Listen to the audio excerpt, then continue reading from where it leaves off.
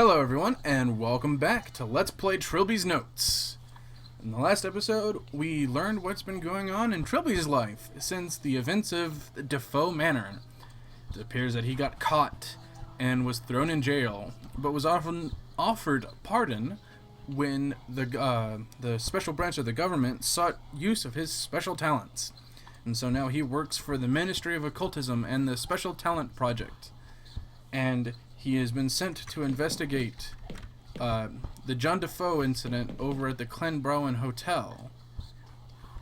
And of course, after some investigations and looking for the artifacts of the Defoe Manor, he has been teleported into an alternate reality of horrible nightmares.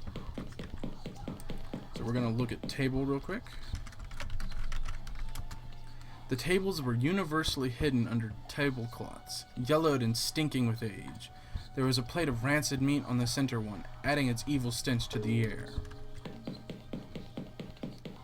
Quite gross. Look. Corpse. The body had been completely flayed and still glistening wetly with blood. The hands and one of the feet were held in place around the door with 6-inch nails. Well, that's why we're going to use our pliers on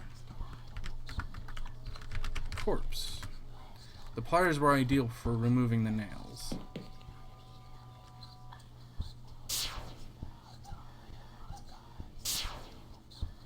Now, what was that all about?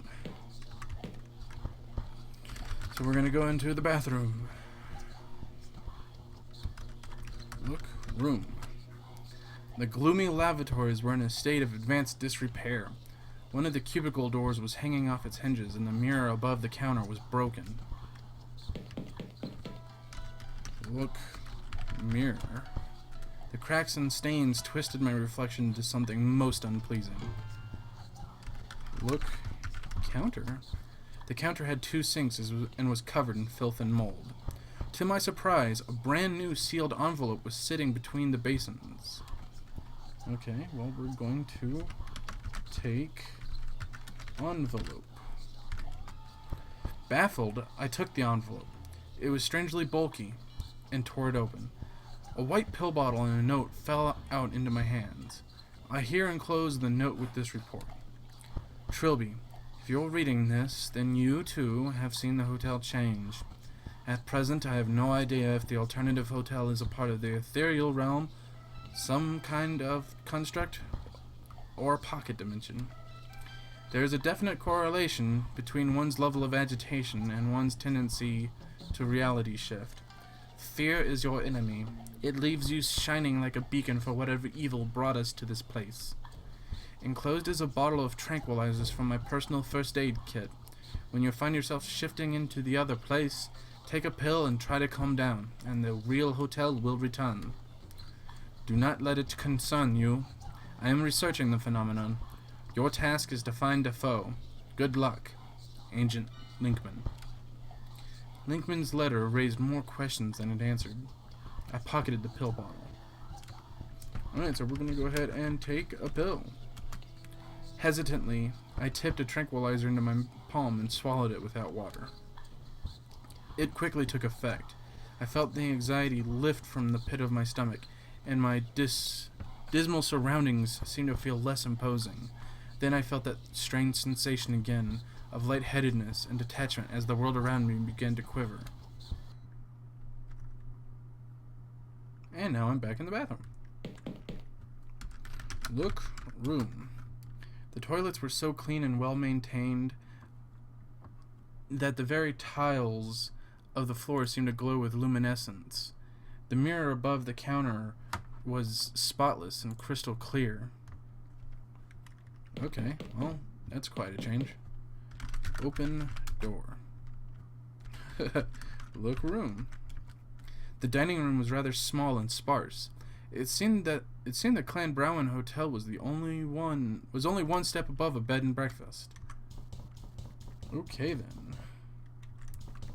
So we're gonna go this way.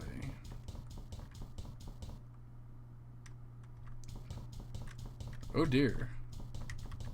Wasn't that just amusing? Now let's look at this oh so familiar painting. Look. Painting. I was frankly astonished that Matthew Defoe's painting had survived the immolation of Defoe Manor. As I stared at it, it seemed that the surrounding room began to blur until only the painting was in focus. I fancied I could hear the creaks and whispers of Defoe Manor's hallways. I felt a bizarre urge to reach out and touch the painting. Well, if we're going to do that, we're going to save. Touch. Painting. As I stepped closer, I could feel sound becoming muffled and my head spinning, as if I were about to faint. My hand, as if pulled by an invisible string, reached out towards the clumsy brushstrokes. Defoe Manor, July 28th, 1821. Matthew Defoe is 15 years old today. He is excitingly putting the finishing touches to a painting which his father commented on encouragingly, the first time he has ever been supportive of Matthew's artistic leanings. Matthew is now convinced that his father is lifting from the mysterious depression that has plagued him for as long as either of them can remember. Now he intends to make the painting absolutely perfect before showing it again.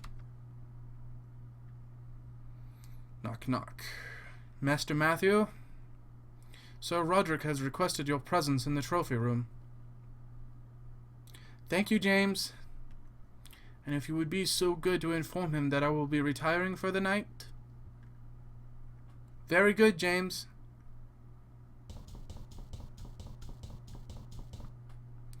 Ah, there you are, boy. Let me introduce my son, Matthew. Hello. This is my friend, Mr. Smith. He is an expert on African tribal art. Well, just a scholar, hardly even that, just someone with an interest in the subject. And he has offered to assess the figurine I brought back from my travels. I wasn't aware you had a family, Sir Roderick. Is your wife home, too? Regrettably, Belinda is no longer with us. Oh, I'm sorry. Quite all right. You couldn't have known. She succumbed to illness shortly after Matthew was born. I've finished the painting I wanted to show you, Father. Oh, good. Well, Mr. Smith, what do you think of the piece? It's an intriguing little puzzler, actually. The design is reminiscent of a few Central African tribal gods I'm aware of. But, to be honest, I've never seen anything like this before. May I ask how you acquired it? I'm glad you asked. It was 20 years ago, when I was a younger man, on my first travels in the Dark Continent. We were traveling along the west coast when our bearers spotted a ship that had run aground.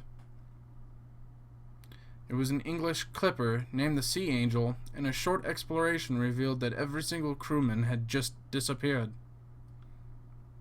Of course, we immediately sent a letter to the nearest embassy to report the finding.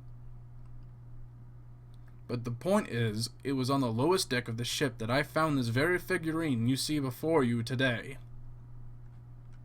What an extraordinary tale. But how do you account for there being an African tribal carving on a British vessel? We were as confused as you are. It wasn't a slave trading vessel, but there must have been a person on the crew. It has been a personal mystery of mine ever since. I was hoping you could help shed a little light on the matter. But there is more to tell. I haven't even begun to recount the strange events that have surrounded this artifact.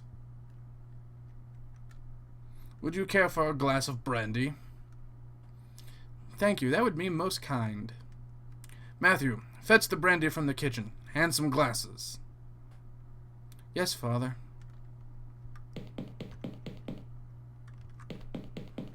Okay, look around. Defoe Manor's kitchen was small and somewhat sparsely furnished, in contrast to the wealth of the house as a whole. Besides the sideboard, the only furniture was a large wooden table and a narrow drinks cabinet in the corner. Look at cabinet.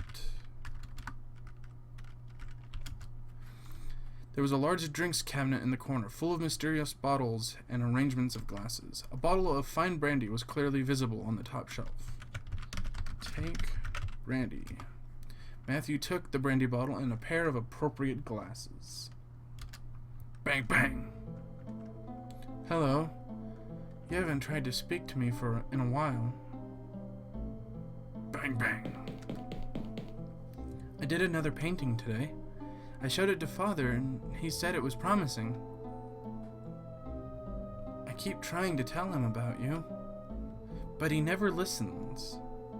You haven't knocked for me in so long, I was beginning to wonder. Bang, bang. Hey, do you want to see my painting? Bang, bang. I'm just not sure how I'd get it through the door. Okay, well, put painting under door. How about that? I'm pushing the painting under your door, okay? Just give it back when you've finished. How dare you, sir! You intrude on my hospitality and insult my judgment! That's Father. Get out of my house, you worm! I'd better see what's the matter.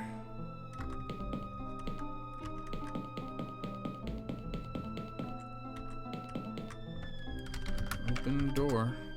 Father? Oh, it's you. Father, what happened? I heard shouting. That old fool told me some rubbish about my figurine. Said the only tribe it could have come from died in slavery years ago. Actually had the nerve to accuse me of buying a forgery. I'm sorry, Father. What are you apologizing for? Where's that damned brandy? I've got it here. Give it to me. I'll go back to my room, Father. Show me your painting. Father? You said you had a painting. Show it to me. I can't, Father. And why not? Because... Come on! Why not? Out with it! Because I gave it to the boy behind the door. I see. Father. Go back to your room, boy. I have to write my diary entry. Yes, Father. An hour of silence passed, and Matthew grew concerned about his father. Strangely, the most disturbing thing that had been Sir Roderick's reaction to Matthew mentioning the boy behind the door. In the past, raising this had usually provoked a violent rage or an instant flat denial. Matthew wondered what sort of anxiety was going through his father's mind. Smash! What was that? Father, what are you doing?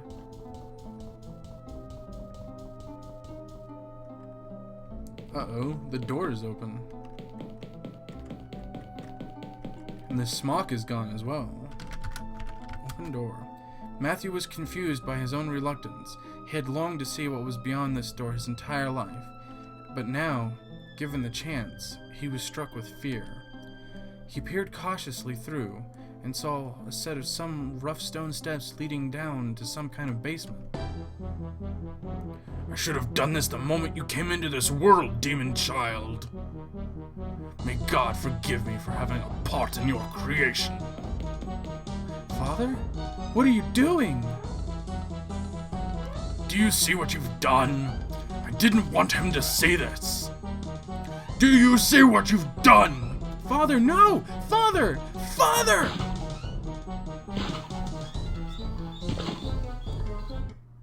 Boo! Ah! My apologies, dear boy, but I couldn't resist. You looked so lost in that painting, I don't think you ever saw me come in. What? What? Is everything all right, Terry? Yes, yes, everything's fine. It's just, for a moment there, I thought I saw... never mind. Siobhan and I were talking about you, after you ran out of the room. I said you seemed like something was making you terribly anxious. Frankly, I think that's still the case. I'm okay, I really am. Well, if you're sure... I was certain my mind was not playing tricks on me. I had been back there, in Defoe Manor, looking through the eyes of Matthew Defoe. I had seen the events that had created John Defoe. I saw his death at the hands of Sir Roderick, that terrible, violent end that would bring him back as that awful wraith. But somehow, seeing that event, it was clear to me that there was more to this than the ghost of one retarded youth. There had been something very wrong about that idol, even before it was used to destroy John Defoe. A name stood out in my memory, the Sea Angel, the name of the ship on which Sir Roderick had found the figurine. I now had a lead. Professor, do you recall hearing anything about a ship called the Sea Angel? You know, it's funny you should mention that name. There's a really old wooden chisel among the Defoe Manor artifacts, and the words Sea Angel are carved into the handle. Where is the chisel? Out on display in the convention hall next to the dining room. What's this all about, Terry? It's nothing. It's just a little side project my client wants me to get into. Thank you for your help. No problem. Take care of yourself. Now ain't that just, a puzzling conundrum? Of course, if you recall, in the first game, the things that Sir Roderick Defoe was saying were the words that he had written in the journal entry that we had read. So I always figure that that's pretty funny. But anyway, some stuff has happened. Let's go ahead and look at painting again. I was frankly astonished that Matthew Defoe's painting. Someone had stuck a piece of paper under the frame, perhaps for me to find. Take paper. It was a page from a religious book I wasn't familiar with. Here, I enclose it with these notes. Victim 5, the child. The fifth man who desired judgment was the child, whose father held the carving of the slave. The prince came to him and was at once rightly pleased with what he found, for the house of the child and his father already knew well the name of the king. And the prince watched. The child was thrown down by his father, and broken with the wood of the prince's soul. But as the child's body, mind, and soul began to drift apart, the prince held them together, and he said, You are the child, and to you I grant power, for I see in you the potential that will grant my father, the king, his greatest wish. You shall not be of the land of technology, nor of the realm of magic, but of both, and thus you shall form the bridge. And across the bridge the king shall come to bring his message to the men of technology. Through you, child, the bridge will come, and thus I name you the Bridge Keeper.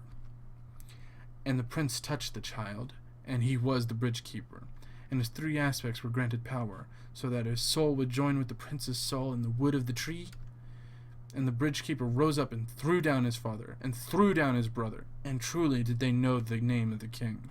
And into the house of his father went the body and the mind of the Bridge Keeper. Well, ain't that just spectacular? Was that talking about John Defoe? Spoilers alert, it most certainly was. Let's look at counter, because there's something there. The reception desk was a cheap pine affair and unadorned with papers or materials.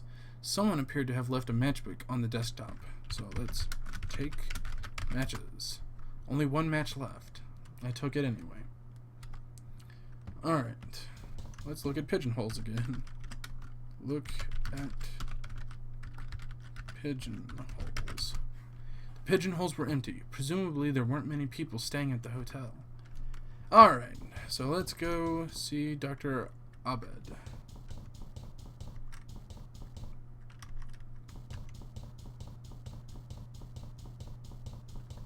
It's gonna be a while. You might have noticed that John Defoe said something, well, not too culturally sensitive, I'm gonna say. And normally I would have no qualms with saying whatever, but I just felt that that would be a bad thing. Okay, I actually can't remember what room it is.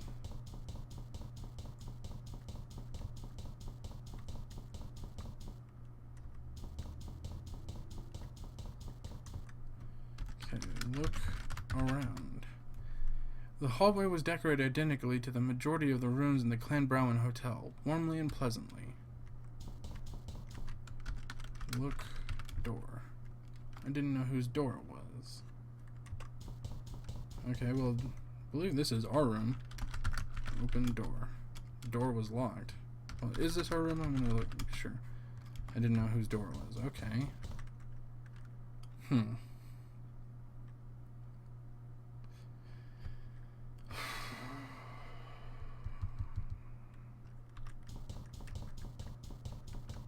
Believe we're supposed to go back and talk to them about...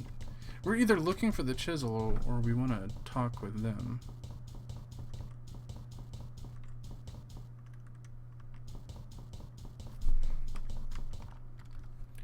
There were 3 doors for the 3 rooms on this and all the top 3 stories. Another door at the far end and an entrance to the stairwell. Okay. It was the door to Professor Hall's room. Open door. There we go. Let's talk with the professor. Talk to professor. Okay. Talk to professor about idol. Where did you say the wooden idol from Defoe Manor could be found? Good grief, Terry. I said we'd discuss it after the fair. As far as I know, it's still in the safe in the hotel office. Okay. Talk to about a chisel. Could you repeat what you told me about the sea angel? All I know is that there's a chisel amongst the Defoe Manor artifacts bearing that name. It's in the conference hall with the others. Okay, so we want to go to the conference hall then. Open door.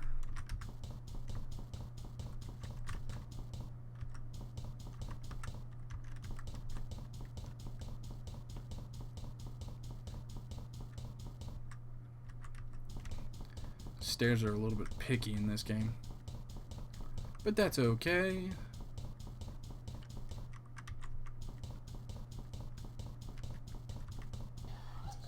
Oh dear. Take pill. Did not want to come here into the evil hotel. Okay, cool. Open door. Look, this is the bar. The hotel bar seemed rather small, but then it was a rather small hotel. There were only two small tables and some kind of defunct arcade machine. Look at machine. I think it was a pub quiz machine. A piece of a white card on the screen declared that it was out of order. Okay, there's nothing else here. Open door. Oh dear.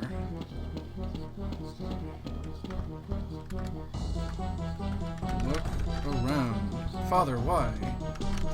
Okay, saving game. Can't save. And we're stuck in this general area. Oh no. Spooky. Okay. This should probably open the door. It appeared to be locked, probably by a deadbolt on the other side. Well, now, ain't that odd? Open door? The kitchen door is refused to open. Okay. Well,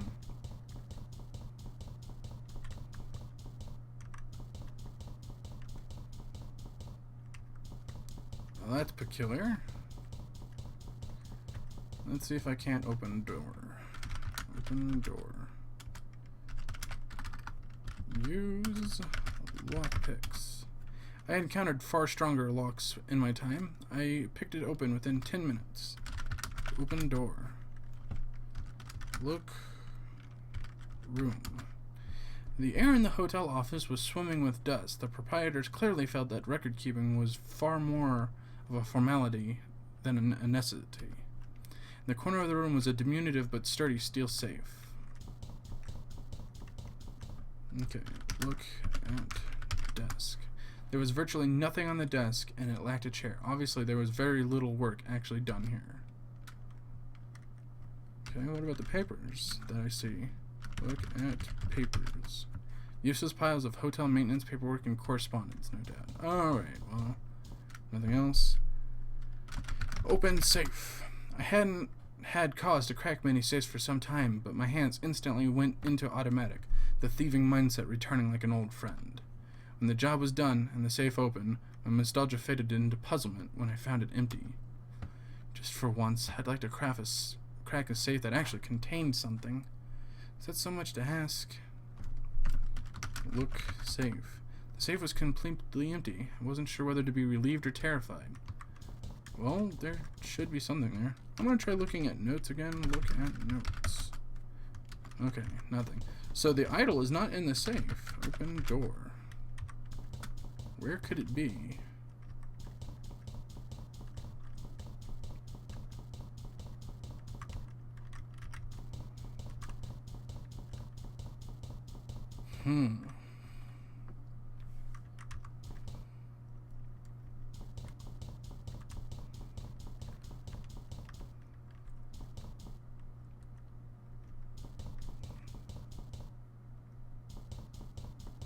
Trying to figure out what to do, because we can't get into the room because it's barred.